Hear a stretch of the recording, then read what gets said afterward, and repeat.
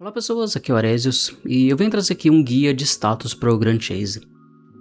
Eu vejo que existe bastante confusão sobre o papel do ataque especial, qual a diferença entre ataque e ataque especial, como o buff de 5% de ataque do conjunto de raiva funciona, como outros buffs de dano funcionam, entre outras coisas. Então o objetivo aqui é fazer um resumo de como funcionam os principais status do jogo e como eles afetam o ataque total e o seu dano dentro do jogo.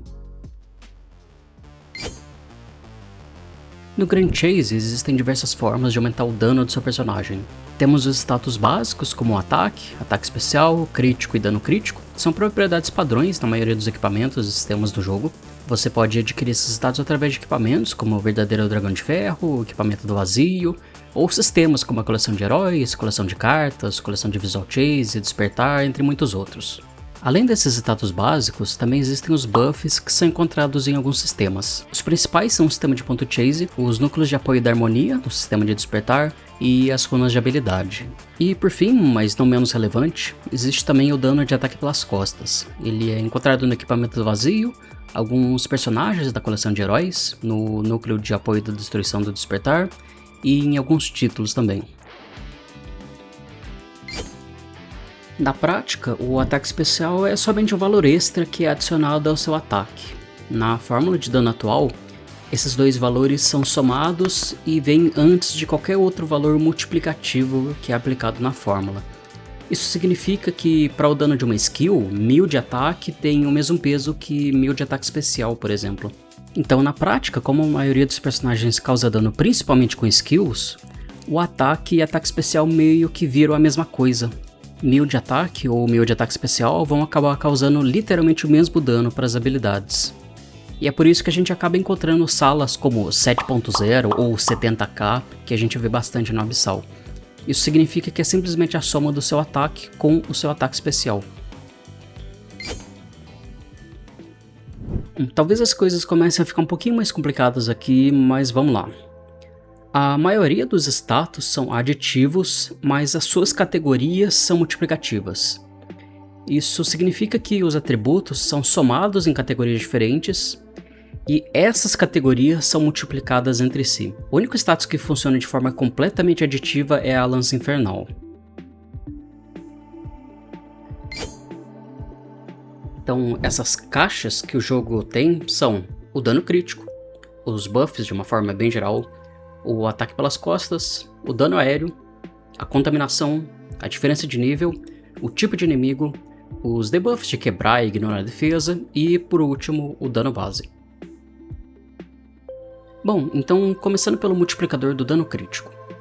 O multiplicador do dano crítico pega seu ataque final e multiplica por 150% mais o seu status de dano crítico. Então isso significa que o jogo possui um valor base de 50% de dano crítico.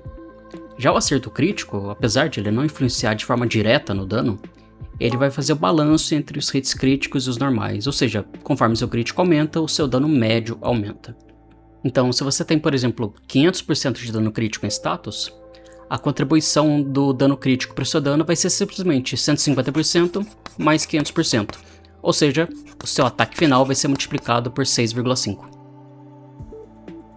A categoria de buffs engloba uma série de valores como Clube GC, buffs de dano de personagens, dano de tier de skill, né, MP1, MP2, dano causado a chefes, entre muitos outros. Então basicamente se um status possui alguma coisa do tipo ataque mais X% ou dano mais X%, ele é um buff.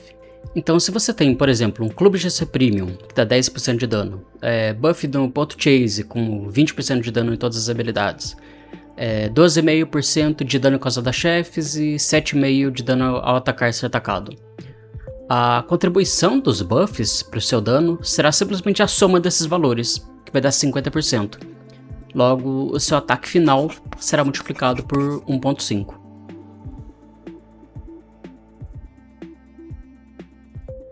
Bom, como o próprio nome já diz, apenas o status de dano de ataque pelas costas entra nessa categoria. O jogo tem um valor base de 30% de dano de ataque pelas costas, então seu ataque final é multiplicado simplesmente por 180% mais os valores de buff que você tem de dano de ataque pelas costas.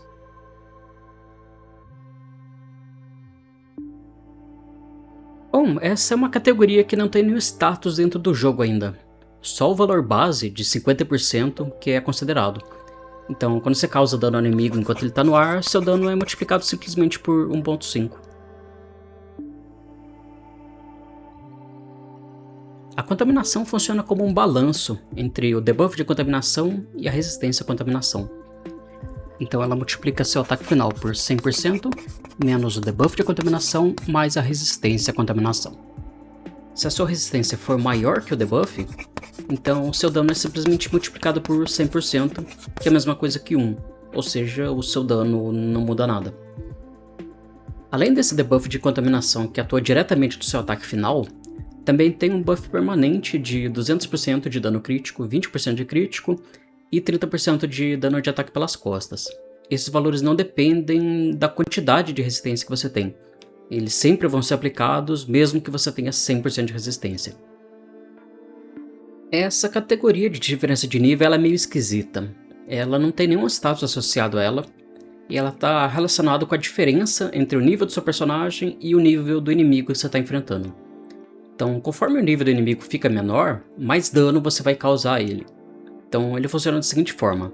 Se a diferença de nível entre você e o inimigo for menor ou igual a 5, ou se o inimigo for de um nível maior que o seu, então o seu dano é multiplicado por 1. Se a diferença de nível for maior que 5, então seu ataque final é multiplicado por esse valor que está aí na tela. Em outras palavras, você causa 2% de dano a mais para cada nível de diferença. Só que, como os inimigos do endgame são todos de nível 85+, essa categoria meio que não importa muito, ela meio que não funciona na prática. Essa categoria de tipo de inimigo está associado ao tipo de resistência que algum mob aleatório tem. Então nas missões heróicas, igual tem em Harrier ou no Caminho Abissal, por exemplo, alguns mobs têm umas resistências especiais. Isso faz com que seu ataque final seja multiplicado por um valor fixo. Aqueles mobs que ficam com aura azul no Caminho Abissal, por exemplo, vão fazer com que todo o seu dano seja multiplicado por 1/3. Ou seja, você só vai conseguir causar 1/3 do seu dano neles. Essa categoria leva em conta apenas os debuffs de quebra de defesa, como o Amedrontar da Arma ou Punho de Agulha do Azim. O seu ataque final é multiplicado por esse valor que está aí na tela, mas apesar de ter o nome quebra de defesa, ela não leva em conta a defesa do inimigo. Os mobs com 0% de defesa ainda podem ser afetados por esse debuff. O dano base está relacionado com os valores que o jogo usa para quantificar o dano de uma habilidade, de um pet, do ataque com Z ou qualquer coisa assim. O seu ataque final é multiplicado pelo valor do dano base de forma direta. Ou seja, se uma skill sofre um balanceamento e tem seu dano aumentado em 10%, então você vai causar 10% de dano a mais. E por último, a Lança Infernal. Ela tem um funcionamento muito diferente. Ela não aproveita de nenhum outro multiplicador, seja de dano crítico, buff de dano, dano de ataque pelas costas, etc. Isso faz com que ela perca um potencial gigantesco de dano. Se você tem 100 de Lança Infernal e causarem um dano de 50.000, então seu dano com Lança Infernal vai ser só 50.100. Então ele representa um valor muito baixo em comparação com o dano de outras coisas do jogo. Em contrapartida, a Lança Infernal consegue ignorar a resistência dos inimigos. Então caso o mob que tenha alguma coisa do tipo 90% de resistência seja atingido por um ataque com Lança Infernal, então a resistência dele é reduzida para 0% somente durante aquele hit. Então, apesar de ser possível ignorar certas resistências, a Lança Infernal acaba obrigatoriamente ocupando espaço de outra propriedade muito mais útil para 99% dos casos, fazendo com que, mesmo assim, ela não seja relevante. Bom, eu ia detalhar mais o funcionamento do ganho de MP, mas como a gente não tem um indicativo numérico da quantidade de MP que a gente tem a todo momento, e não é muito fácil ficar monitorando o tempo que demora para o MP chegar a determinado ponto, eu resolvi passar por ele de uma forma mais rápida. Esse aqui é um gráfico que mostra a quantidade de MP que você ganha por hit à medida que a gente aumenta o status de recuperação de MP. Nota que mesmo ao dobrar a propriedade de recuperação de MP, o ganho de MP não dobra, fazendo com que essa propriedade tenha uma eficiência muito ruim para o ganho de MP ao atacar. Já para o ganho natural de MP, que é aquele ganho de MP sem você precisar fazer nada, a gente tem um gráfico pro tempo que leva para recuperar uma barra de MP com diferentes valores de status de recuperação de MP. Fica bem claro aqui que o gráfico não é linear, ou seja, você precisa de uma quantidade cada vez maior de recuperação de MP para que o tempo reduza só um pouco. E ainda tem um fator adicional, que esse tempo é sempre maior para personagens de MP. Então esse é um bom motivo para não investir nessa propriedade em personagens de MP, a não ser que seja extremamente necessário. Os personagens de AP, como não ganham MP ao atacar, eles acabam tendo um ganho de MP natural muito maior, e por conta disso eles acabam tendo uma boa vantagem usando essa propriedade. Por fim, eu gostaria de apresentar de uma forma mais visual como diferentes propriedades influenciam tanto no seu ataque total quanto no seu dano médio que você vê dentro do jogo. Esse dano médio é baseado no que a gente discutiu na parte de crítico e dano crítico, ou seja, por mais que o acerto crítico não influencie de forma direta no seu dano, ele vai fazer com que seus hits sejam cada vez menos hits normais e cada vez mais hits críticos, ou seja, ele faz com que o seu dano na média seja maior. Essa simulação serve para mostrar a influência dos status em uma build considerada boa no endgame. Então todas as simulações foram feitas variando apenas um status e mantendo todos os outros constantes. Dessa forma a gente pode ver a contribuição única e exclusiva de cada status individualmente. E aqui está os status que eu usei em todas as simulações. Como eu estou considerando o ataque pelas costas, então esse dano médio também é referente ao dano de ataque pelas costas. A primeira coisa que chama bastante atenção nos resultados é a inconsistência da variação de dano e ataque total para cada status. Então isso deixa de forma bem clara que o ataque total não é uma boa métrica para medir o dano. O que mais influenciou no dano foi a combinação de acerto e dano crítico, então isso mostra pra gente que eles de fato são a maior fonte de dano do jogo. O dano de ataque pelas costas, apesar de mostrar um menor aumento de dano, também é um status muito escasso e com valor baixo em comparação com outros atributos. Então a gente tem muitas fontes de acerto e dano crítico, mas não tem muitas fontes de dano de ataque pelas costas. E por fim, eu preciso fazer uma consideração com respeito ao ganho de MP. Eu acabei não considerando ele no dano real dentro do jogo, porque personagens diferentes têm necessidades diferentes de ganho de MP. Uma Elesis, por exemplo, consegue causar muito dano com apenas 40%, enquanto que o Jill precisa de uma quantidade muito grande de MP para conseguir causar bastante dano. Então, existem diversos fatores que relacionam o ganho de MP com o dano dentro do jogo. Não dá para atribuir alguns critérios numéricos que sejam universais igual acontece com o crítico. O crítico não influencia de forma direta no dano, mas a gente consegue quantificar muito bem como ele afeta o dano.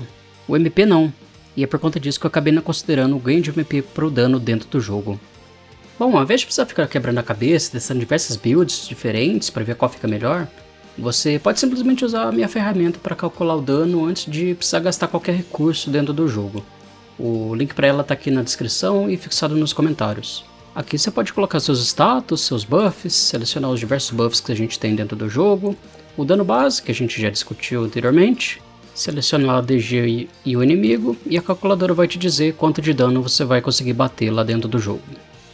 Bom, por hoje era isso. Meu Discord está aqui para caso alguém queira conversar sobre algum assunto aleatório, sobre o jogo ou qualquer coisa do tipo. Um bom joguinho a todos e falou!